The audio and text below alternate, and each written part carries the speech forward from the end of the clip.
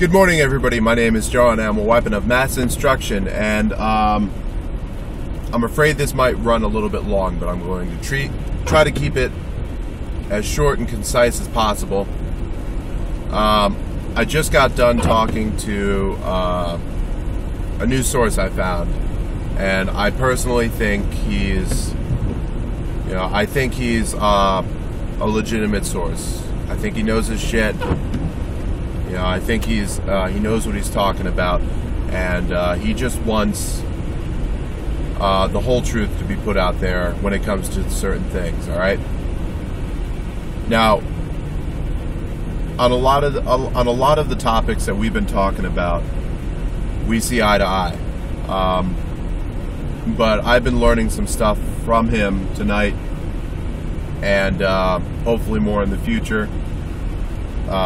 That is going to shed some light and make some sense out of things that seem to not make too much sense and seem to point in only one direction. All right. So I want us to go at this in a new light. So far, we've been the outsiders. All right. We are the citizens that are disgruntled, not liking the way things are going, not liking what the future is looking like, not trusting the official word that's coming into us, right? And I'm sure most of you are like that too. I stopped watching legitimate mass media sources simply because I no longer trusted them. Not to mention, if the Illuminati is putting subliminal messages in the commercial breaks, I really don't want to see that shit. So either way, I'm covered. But that does, to some extent, limit our exposure to world events. For a good portion of the time, what I do is I actually do rely on YouTube for visual evidence or for people to relay information to me. So that's a bad habit, but it's pretty much the easiest option for me, simply because all I have for internet is my phone. So small screen, it's hard to read stuff. I'd rather listen to it. All right, but so that's our premise. We've been the outsiders here. We're looking in. We only see some of the facts. All right, I think it is. I totally agree with this guy on this point, that it is important for us to know all of the facts before we jump in and make a decision. Tonight, what I'm going to touch on specifically is Chicago. I think, for me, the main thing has been, why have there been army units stationed outside of the city in preparation of the NATO summit on May 20th, all right? In terms of that specific event or possibility of events transpiring in that location, that has been pretty much my biggest question. And tonight it was answered, so I'm going to go ahead and put this out there. I just learned of it a couple days ago, and I did some research into it. I got a hold of, and anybody can get a hold of this, it's an unclassified, pretty much instruction manual on how disaster relief operations work as it relates to the National Guard, right? And it's called CERFP, and I can't remember what the acronym stands for, but it's Charlie Echo Romeo Foxtrot Papa. You can do a Google search, and pretty much the first thing you come up with is a PDF file of the official source on what this is, and it's basically where the training for it comes from, to these people that are on it and all of that stuff. And it's unclassified. It's there for you to look at. It's been out since 2009, apparently. All right. And before I even got back to my source, I was looking at it, and I only got to page 7 because I had to do it while I was at work. I only got to page 7, but within the first 5 pages of this document, right away I see the answer as to why is the Army outside of Chicago. And the answer is, they're expecting something to happen, but that's their job, to expect the worst case possible scenario. Okay, basically, a quick overview of what CERFP is. It's a unit made up inside of the National Guard infrastructure. There are, from what my source told me, I believe he said about 30, I want to say 30 or so. He might have said 39, but I got to bring a notebook next time. But you know, when the document was published, there were 13, I believe, 13 or 17 in place already. And what this is basically picture a quick reaction force for disasters. All right. Everybody already knows that the National Guard is the first first people on the scene. That's who they call first if local law enforcement and medical emergency personnel cannot handle the situation. Specifically, what portion of the National Guard is this CERFP unit. All right, and basically they're a makeup of several different MOSs or occupational specialties, whose main job it is to assist in search and rescue, triage operations, you know, the whole emergency response, everything you would imagine that they're supposed to do. All right, clearing rubble away, possibly in the rebuilding efforts afterwards, you know, and at certain levels they do have the capacity to actually do police-style patrols. Now, you know, and this is something that a lot of people have had worries about, and me too. These troops, if it gets to the point where they need to have boots on the ground or with rifles out and ready, if they're doing patrols, they are 100% in support of the local police units in that area, which means that they do not have powers of arrest. They have limited powers of detention, which is exactly the way it is for U.S. troops overseas, or at least when I was there. All right, we were not allowed to actually arrest people. We could detain them so that the proper authorities could take care of the situation. I.e., if we didn't already have an Iraqi police unit with us patrolling, then we would they would call the police, and the police would come and take care of their job. All right, and if you think about that for a second, it absolutely makes sense.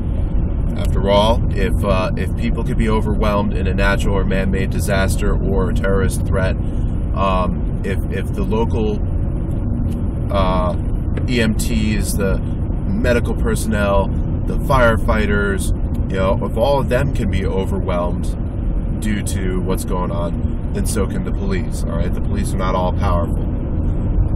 And so far, at least, the police are still on our side. They are there to protect the public. They are there to enforce law and order, and not to enforce a fascism. At least not yet. All right, and that's something I want to put out there too, because again, there are both sides of this coin. What I'm learning about tonight, it is for the purposes of good, but it could just as easily be turned to the purposes of evil. All right.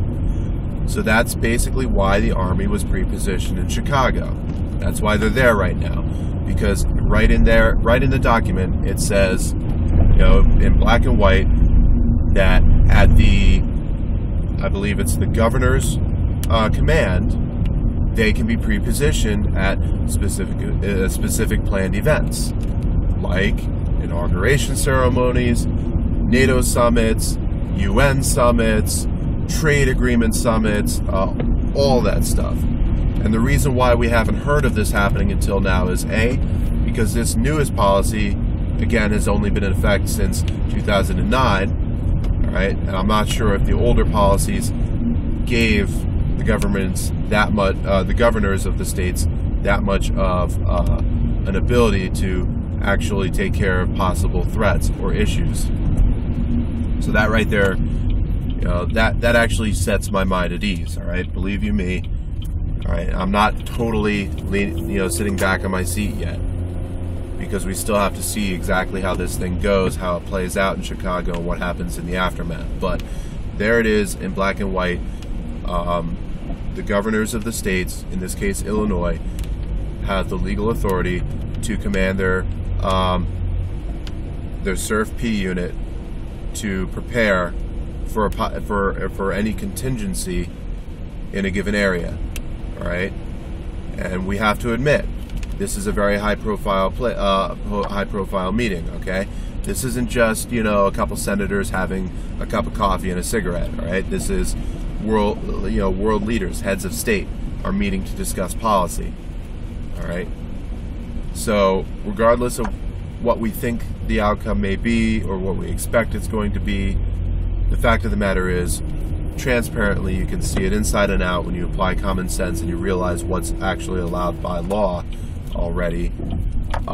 There's a very legitimate reason for these Army guys to be there, okay?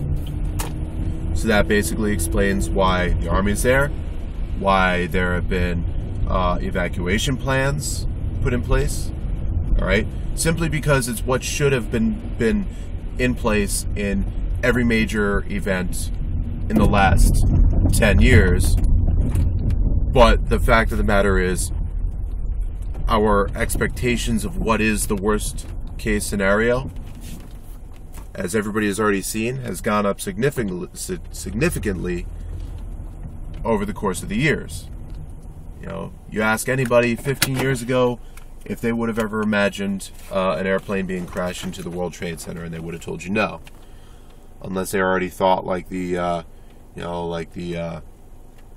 like Al-Qaeda does. All right, and I actually learned some more facts about 9/11 that I have never heard up until tonight. And again, you know, this guy actually put me on my place a little bit there, because the one source that I neglected to look into is the 3,000-page document that I basically wrote off as simply government propaganda, when it may not be the case. This guy looked into it, and he's in agreement with it, and he did background research, and he has, he went through his contacts, and he talked to people who are actually knowledgeable on the subject,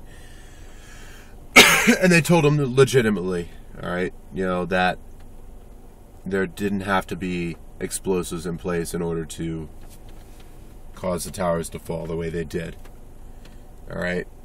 So, but that's not what I'm talking about tonight. I'm talking about the fact that over the past 10 years, our idea of the worst case scenario has been going steadily worse and worse and worse and worse, to the point where today we can expect it to be the end of the world as we know it. All right. That's how bad our expectation of the worst case scenario has gotten. 10 years ago, even after 9/11, I would not have thought, oh, it's the end of the world as we know it. I would have been like, wow. If I remember the way I felt, I was actually in a patriotic fervor. And yes, again, on the one side of the coin, if these people were evil enough to the where they planned this from the start and wanted it to go down the way it did, then that would be exactly the reaction they would be going for. But again, on the other side of the coin, now I'm learning about other evidence that supports the fact that 9/11 was simply a brand spanking new terrorist attack that we'd never seen before. So that's the main thing for tonight. The Army presence in Chicago, or outside of Chicago.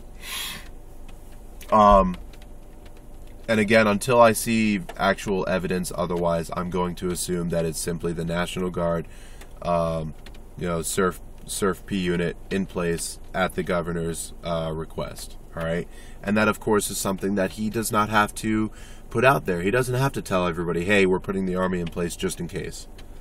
All right, all he has to do is say, "Hey, guys, go do it," and they do it, and then it gets put out there, propagated by other sources. Okay. I'm not going to go into too much detail about some other stuff tonight. That's going to be a future episode, because this is just a very deep rabbit hole that I'm getting into here. But as to how the Army presence near Chicago relates to NDAA, all right, I just saw the other side of the coin as to our beloved freaking clause in there that basically says that American citizens can be indefinitely detained without due process and basically treated as terrorists, blah, blah, blah. All right, we've all heard that line before. But again, just like everything else, we're only hearing half of the facts. We're hearing that half of it, but believe it or not, that's the government's legitimate response to an actual threat that we have not been hearing about. And I'm going to do some research into this. For now, I'm not going to put the name of this group out there, but once I actually do some research and put it out there, probably on my next episode, I'll tell you exactly the name of this movement that my sources told me. And if this group is as bad as I've been hearing it is, then that basically means that we've got our own homegrown terrorist organization right here in America. Not to the extent of the Al-Qaeda network of terrorism, but a bad enough threat to where the U.S. government needs to take specific measures to take care of these people. Because, from what I've been hearing, they no longer fall under simple criminal behavior, but they do fall under the definition of a terrorist, and my definition of a terrorist too. All right, I think I put that out there a while back or a couple episodes ago, that my definition of a terrorist is not exactly the same as the official definition of a terrorist, because the official definition of a terrorist now includes stuff like paying for stuff in cash and blah blah blah, being smart and prepping for the worst case scenario. All right. So that's the other side of the coin when it comes to NDAA. We don't have to be bugging out of our minds quite yet, is what I'm trying to get at. Just like my source told me, and I've been putting out there too. Just because the powers are there, that they could use it, doesn't mean they're going to, or that they're going to against everybody, or that they're going to bend it out of proportion to what its actual intent was. Prior to today, I was practically bouncing off of the walls thinking about this NDAA and getting rid of it, and the fact that it just simply violates all of my freedoms and blah blah blah. But now, knowing that there is a threat out there, and again, I'm going to look into it and find out as much as I can about this group before I put that name out there. This is the way I see it, perfectly legitimate reason for why that clause is in there. I still don't, on a personal level, agree with it, because again, it does give the government a lot more power than I think they need. I think that clause could have been narrowed down quite a bit to deal with the problem at hand and still get the job done. It simply seems too broad in scope. But I'm going to put that out there in a later episode. I'm going to cut this off now. For everybody that's subscribed to me so far, I'm not changing sides, all right?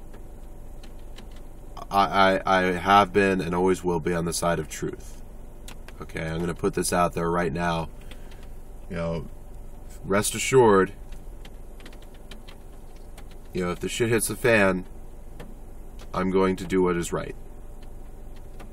Whatever the consequences are, I will do what I feel is right. And to me, that means fighting for our Constitution. Okay, but here's another side of the coin again. All these movements that are going on, and I've been thinking about how bad they could get, how they could be the spark of civil war that we really, none of us want, or at least most of us don't want it. But if they do get to that point where they're the spark of civil war, if I see no evidence of them being having their rights violated first by the government, if I cannot find any evidence of that, then, unless there are specific circumstances in that situation that I can't foresee now, I honestly see myself siding with the government on that. Or at the very least with organized defenses of, towns and cities and states. If not officially affiliated with the government. In that situation, if it comes down to just people getting too crazy in the Occupy movements and just straight up starting a rebellion, we're not at that point yet.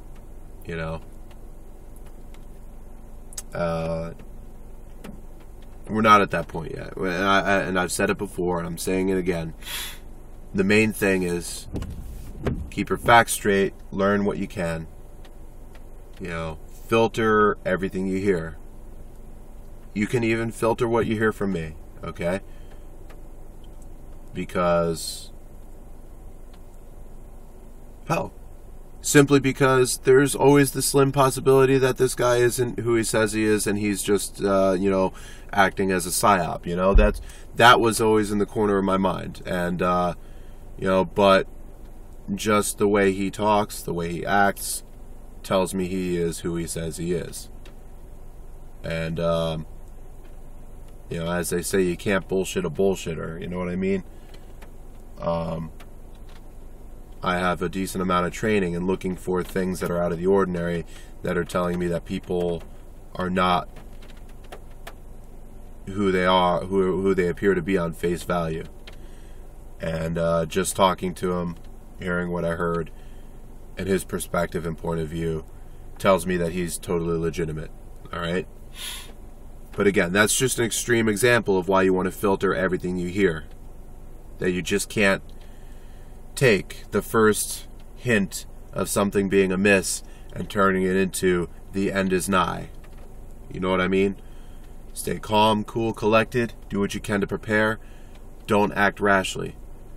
How shitty would you feel to realize that you were the spark on the powder keg that blew up the whole world simply because you didn't stop and think about it before you acted? You know what I mean? That's exactly it. But again, two sides of the same coin. On the other hand, you do not want to be the fool that one day finds himself accepting an RFID chip, has his guns already taken away, and his mouth is basically, for all intents and purposes, sewn shut simply because he didn't see it coming. Alright? It's up to us to decide where the line is, because things are looking grimmer by the day, but seeing how it is on the other side of the fence from specific, areas of expertise that I've gained access to, it's given me a whole new perspective on why things are going down the way they are. Alright? If I don't get a chance to talk to you all before Chicago, that's pretty much my message. Same thing as I've always been screaming. Be prepared. Keep your eyes and ears open. Keep your head on a swivel, just like Smokin' Joe Trainer said. Alright? Because he's got some valid stuff too. What he told us about looking for internet censorship beforehand, I think that is totally valid. Alright? Remember to filter what you hear through the mass media. Take a look at stories about the same topic from multiple different sources. Alright, see what CNN says about it, what Fox says about it, what the BBC says about it, if something does happen. And then try to figure out your facts and what they might not be saying. Read between the lines, but at the same time, remember that there's always going to be facts that we don't already know about. Just look for the signs. Don't act rashly. That's pretty much what I got for tonight. And that's it. Yeah, everybody stay safe now. Again, my name is Joe, and I'm a weapon of mass instruction.